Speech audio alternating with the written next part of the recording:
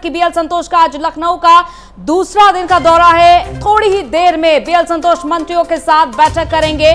तो कल जैसा कि बीएल संतोष लखनऊ पहुंचे थे और आज उनके दौरे का दूसरा दिन है। बीजेपी मुख्यालय पर पदाधिकारियों संग उनकी बैठक होगी। चुनावी रणनीति और सरकार के कार्यों पर भी मंथन होगा। राधा मोहन सिंह और स्वतंत्र देव सिंह भी उनके साथ मौजूद रहेंगे इस बैठक में। तो चुनावी रणनीति यहां पर तय की जा रही है और सरकार की जितनी भी गतिविधियां रही हैं इन वर्षों में उनकी भी समीक्षा की जाएगी। तो पहले दिन ही जहां बीएल संतोष ने बीजेपी के प्रदेश नेतृत्व और सरकार के कामों की समीक्षा की है और आज भी कामों की समीक्षा की जाएगी। साथ ही साथ 2022 की रणनीति भी तय की जाएगी। संगठन के नेताओं से लगातार बातचीत कर रहे हैं बीएल संतोष और साथ ही साथ बीजेपी के संकल्प पत्र की घोषणाओं का क्या हुआ, इन सभी बातों पर भी अमल किया जाएगा, इसकी भी पूरी कोशिश है। तो संघ पदाधिकारियों के साथ बैठक कर सरकार और पार्टी के बारे में फीडबैक लेते हुए भावी रणनीति की रूपरेखा खींची जा रही है। तो आज जैसा कि बीएल संतोष बैठक करेंगे, आज उनके दौरे का दूसरा दिन है। लखनऊ में मौजूद हैं बीएल संतोष और जब भी बीएल संतोष आते हैं ये उम्मीदें लगाई जा सकती हैं कि कुछ भी बड़ा फैसला लिया जा सकता है। दूसरी बात ये भी उम्मीद जताई जा रही है कि जितिन प्रसाद जिस तरीके से बीएल संतोष के आने से पहले पहुंचे थे लखनऊ, उन्होंने सीएम योगी आदित्यनाथ के साथ भी मुलाकात की थी और इन मुलाकातों के बाद ये कयास लगाए जा रहे थे कि जितिन प्रसाद को कोई बड़ी जिम्मेदारी दी जा सकती है। जब बीएल संतोष 21 जून को लखनऊ पहुंचेंगे तो यहां पर यह भी उम्मीद जताई जा रही है कि कोई बड़ी जिम्मेदारी भी सौंपी जा सकती है। हालांकि तमाम जो मुख्य बिंदु थे उन पर तो चर्चा हो ही रही है और साथ ही साथ महिला मोर्चा अध्यक्ष और युवा मोर्चा के अध्यक्ष भी उनके पद भी नियुक्त कर दिए गए हैं। तो 7 मोर्चा अध्यक्षों के घोषणा की गई है और साथ ही साथ जैसा कि AK शर्मा जो कि पीएमओ के अब तक सबसे खास रहे हैं, उनके भी पद की घोषणा की गई कुछ ही दिन पहले। उनको बीजेपी का प्रदेश उपाध्यक्ष बनाया गया और अब ये देखना होगा कि क्या बड़ी जिम्मेदारियां दी जाती है। तमाम जितने भी पार्टी के लोग हैं उनको क्या जिम्मेदारियां दी जाती हैं, क्योंकि मिशन 2022 की रणनीति तैयार की जा रही है। संघ के पदाधिकारियों संग ये रणनीति बनाई जा रही है। तो देखना होगा कि कितनी लंबी ये वार्तालाप चलती है और क्या कुछ मंथन किया जाता है, क्योंकि विधानसभा 2022 के लिए कार्य योजना का मंथन किया जा रहा है और इसे पूरी गंभीरता के साथ लागू करने पर बात भी बन सकती है। तो यहां संघ की ओर से साफ ये सुनिश्चित किया जा सकता है कि विधानसभा चुनाव 2022 में जीत हर हाल में सुनिश्चित होनी ही चाहिए और इसके लिए क्या करना है और इसकी रणनीति क्या कुछ बनानी है, समय रहते इसकी रणनीति भी बना ली जाए, ये सभी मुख्य बातें रहेंगी। और लखनऊ से हमारे संवाददाता जितेंद्र हमारे साथ लाइव जुड़ चुके हैं, उनसे जानते हैं कि फिलहाल आज क्या कुछ होने वाला है, क्या कुछ हलचल लखनऊ की राजनीति में देखी जा रही है। जितेंद्र, जैसा कि बीएल संतोष आज भी मौजूद हैं और आज भी बैठक होने वाली है, क्या कुछ होने वाला है इस बैठक के दौरान? देखिए अंजलि, आज कहीं ना कहीं कल जब बीएल संतोष आए थे तो साफ मुद्दा था और आज भी उनका वही मुद्दा है कि 2022 की रणनीतियों को लेकर कल जिस तरह से तमाम बैठकें हुई और उसके बाद आज फिर दोबारा बैठक है और बीएल संतोष आज भाजपा प्रदेश मुख्यालय में बैठक लेंगे। आज मंत्रियों के साथ बैठक है और जो पदाधिकारी हैं उनके साथ बैठक है और कहीं ना कहीं आज मंत्रियों की कार्य की समीक्षा की जाएगी कि जो मंत्रियों के क्षेत्र हैं उनके कहीं ना कहीं जो प्रभारी हैं उनके क्षेत्रों में कितना काम हुआ और साथ ही साथ सरकार और संगठन के बीच में समन्वय स्थापित करने की भी चर्चा हो सकती है। और कहीं ना कहीं और दूसरी बात जो जिला पंचायत अध्यक्ष और ब्लॉक प्रमुख की जो चुनाव हुए उससे भी कहीं ना कहीं मंथन किया जा सकता है। 2022 पे तो फोकस रहेगा ही, इसीलिए तमाम चीजें की जा रही हैं और साफ तौर पे कल रात में कोर कमेटी की बैठक हुई, आज फिर बीएल संतोष दूसरे दिन भी आज बैठक करेंगे और लगभग ये 10:30 से 11 के बीच में ये बैठक शुरू होगी और कहीं ना कहीं बैठकों में जो मंत्री है वो पहुंचे जाएंगे, उनके कार्यों की समीक्षा की जाएगी, सरकार और संगठन के बीच में समन्वय को लेकर चर्चा की जाएगी और पंचायत अध्यक्ष और ब्लॉक प्रमुख के चुनाव होने हैं उस पर भी चर्चा की जाएगी और 2022 की रणनीतियां क्या है। अगर विधायकों के क्षेत्र में, मंत्रियों के क्षेत्र में काम नहीं हुआ है, तो जाहिर सी बात है कि भारतीय जनता पार्टी किस आधार पर 2022 के चुनाव में जाएगी। इन सभी बातों पर आज चर्चा होगी और ये चर्चा लगभग लंबी चलेगी और कहीं ना कहीं एक एक करके सभी मंत्रियों से उनको टाइम दिया गया है, उनसे वो अपने टाइम से पहुंचेंगे और कहीं ना कहीं उनके कार्यों की समीक्षा भी सबसे पहले शुरुआत होगी। साथ ही साथ जितेंद्र, आज जैसा कि ये बैठक होने वाली है, कितने बजे ये बैठक शुरू हो जाएगी?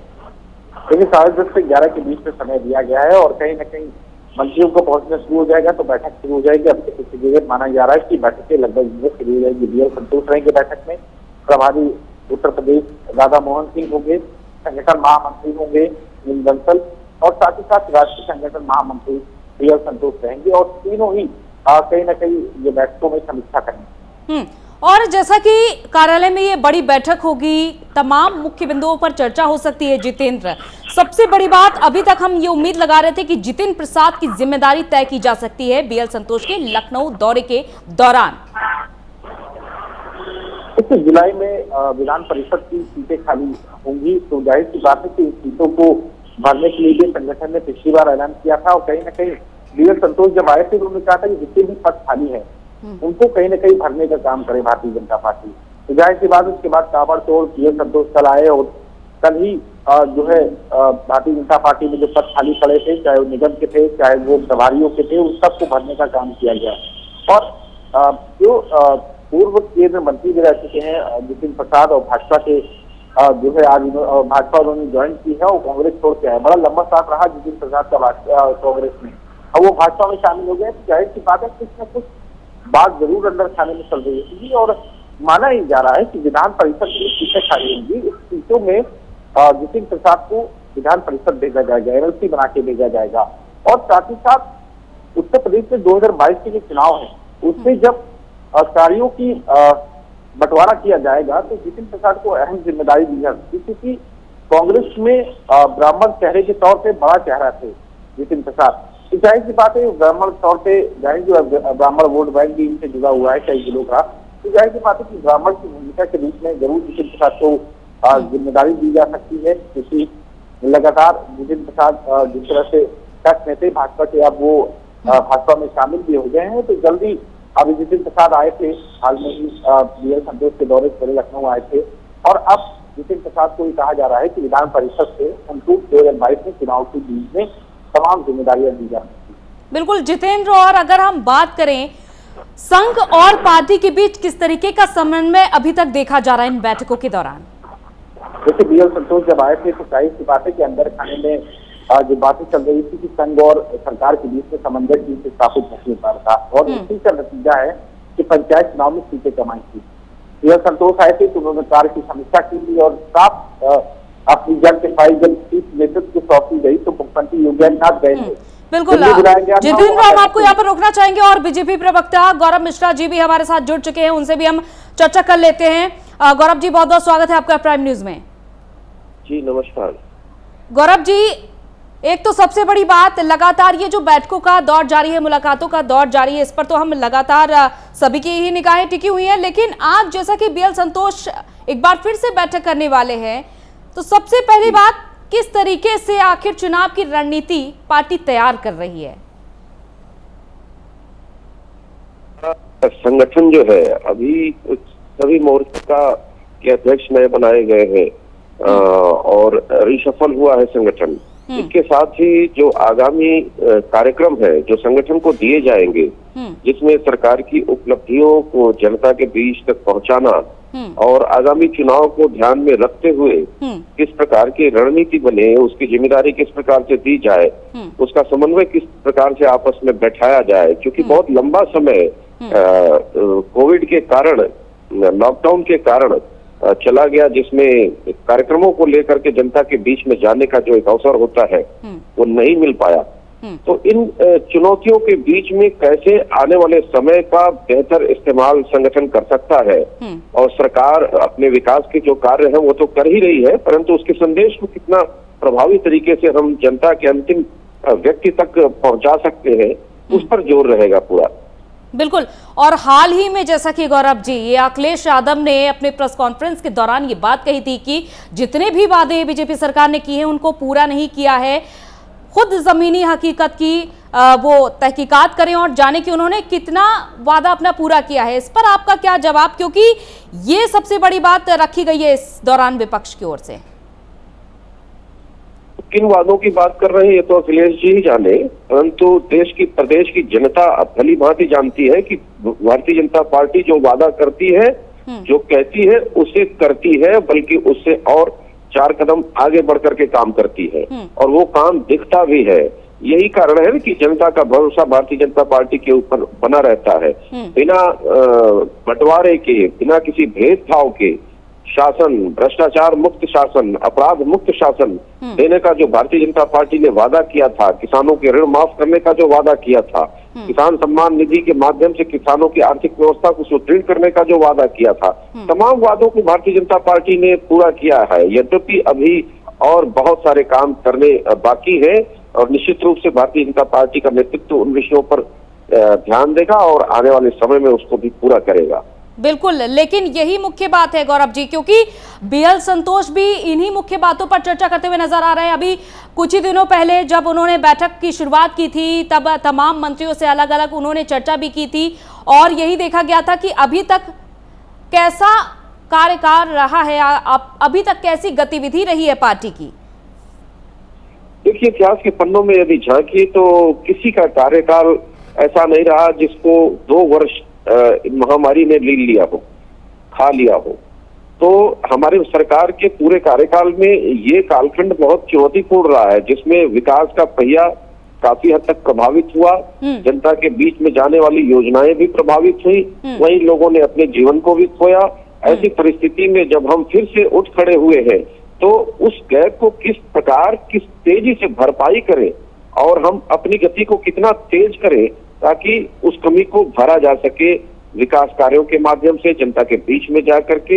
इन्हीं सब विषयों पर संगठनात्मक चर्चा भी हो रही है और हमारे शीर्ष नेतृत्व में किया है, सरकार के मंत्रीगण हो उनके साथ वार्ताएं हो रही है और उस पर काम भी किया जा रहा है। आपने देखा होगा जितने भी एक्सप्रेसवे के प्रोजेक्ट चल रहे हैं उत्तर प्रदेश में, बुंदेलखंड पूर्वांचल एक्सप्रेसवे या फिर गोरखपुर लिंक एक्सप्रेसवे, ये तमाम सारे एक्सप्रेसवे को रेगुलर लगभग डेली मॉनिटरिंग की जा रही है सीधे लखनऊ से और उसकी कार्य प्रगति का ब्यौरा लिया जा रहा है। ये सब सारी चीजें चल रही हैं, हर स्तर पर जो भी योजनाएं हैं उसका मूल्यांकन किया जा रहा है। तो कम समय में ज्यादा से ज्यादा कैसे डिलीवर कर सके उस पर संगठन और सरकार दोनों का फोकस रहेगा।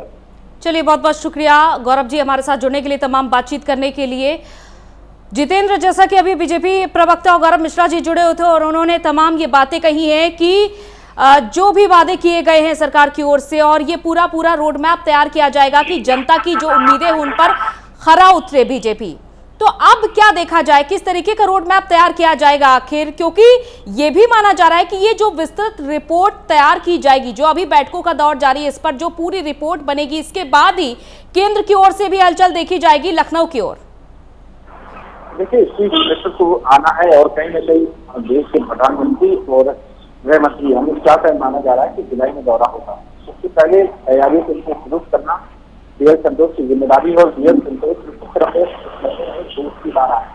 और कोरोना काल में जो चीजें जो उन्होंने बीजेपी प्रवक्ता ने बताई वो बिल्कुल सही बताई कि कोरोना काल में जो चीजें प्रभावित हुई उसको जनता तक कैसे पहुंचाया जाएगा, क्या क्या रणनीति अपनाई जाएगी और कहीं न कहीं जो योजनाएं हैं सरकार की उनको जन तक पहुंचाने का काम किया जाएगा। उस पर भी मंथन करेंगे बीएल संतोष और किसको कैसी जिम्मेदारी दी जाए उस पर चर्चा होगी और कहीं न कहीं योजनाओं के आधार पर, इन कामों के आधार पर ही ये 2022 के चुनाव में जाएंगे। जो बात करें कि हाल में ही मंत्री ने बयान दिया था सोनी प्रसाद मौर्य ने बात कही थी बैठक जब बीएल संतोष आए थे तो मैंने साफ कर सकता था कि कहीं न कहीं इसी बात की समीक्षा हो रही थी आखिरकार कैसे जनता के बीच में जाएगा, क्योंकि हमने जो वादे पूरे किए, जो वादे किए थे, क्योंकि अभी करके कहा था कि संकल्प पत्र दिखाते और संकल्प पत्र देखे कितनी योजनाएं पूरी हुई, विपक्ष का काम है घेरना, लेकिन भारतीय जनता पार्टी को इसको समझना है और समझ रही है कि हमको जनता के बीच में योजनाएं लेके जानी पड़ेगी और कहीं न कहीं जो योजनाएं अधूरी रह गई उनको जल्द जल्द पूरा किया जाएगा। कई विधायक स्वराज के विधायकों को मनाने के लिए भी कहा था, बीएल संतोष ने रिपोर्ट सौंपी थी, कहा था कि उन विधायकों की नाराजगी दूर की जाए जो भी समस्याएं हैं, चाहे वो विकास कार्य से संबंधित हो या उनसे आपसी समन्वय या ब्यूरोक्रेसी से आपसी समन्वय की बात जो है उनको दूर करने का क्या है। बीएल संतोष जब यहाँ से गए तो बड़ी संख्या में जो ब्यूरोक्रेसी में ट्रांसफर हुए थे, जो अधिकारी सुन नहीं रहे थे, उनका ट्रांसफर किया गया था। ये साफ संदेश था और नेताओं का साफ कहना था कि अधिकारी हमारे नहीं सुनते। कोरोना काल की कई समस्याएं हमको हुई, चाहे विकास कार्यों को लेकर हो, चाहे ऑक्सीजन को लेकर हो, बेड को हो, दवाइयों को लेकर हो। हम अधिकारी से बात करते हैं, विधायक होने के नाते, सांसद होने के नाते, तो हमारे अधिकारी हमारी नहीं सुनते। जाहिर सी बात किसी से बच्चा सुनेंगे। सरकार हमारी कहीं न कहीं मुख्यमंत्री से भी नाराजगी जताई थी कि मुख्यमंत्री से नाराजगी है, मुख्यमंत्री जी भी सुनते हमारी बात। तो इससे तमाम चीजें थी, इससे कई संगठन ने मंथन किया कि पहले उसकी समस्या को दूर किया जाए, तब आगे की रणनीति बनाई जाएगी। तो वही होमवर्क जो बीएल संतोष दे के गए थे, मुख्यमंत्री योगी आदित्यनाथ को दिया था, उन होमवर्क की भी चर्चा इस बैठकों में होगी। जो होमवर्क दिए गए थे, इन बातों पर चर्चा हुई कि क्या उस पर काम हो रहा है या नहीं हो रहा है। ऐसी तमाम बातें हैं। संगठन से सरकार के बीच में समन्वय स्थापित करना, मंत्रियों की कार्य की समीक्षा करना कि मंत्री कितना काम किया अपने जिले में। बिल्कुल, ये देखना होगा कि आखिर ये जो तैयारी की जा रही है ये आखिर क्या रंग लाती है। बहुत बहुत शुक्रिया जितेंद्र तमाम जानकारी के लिए।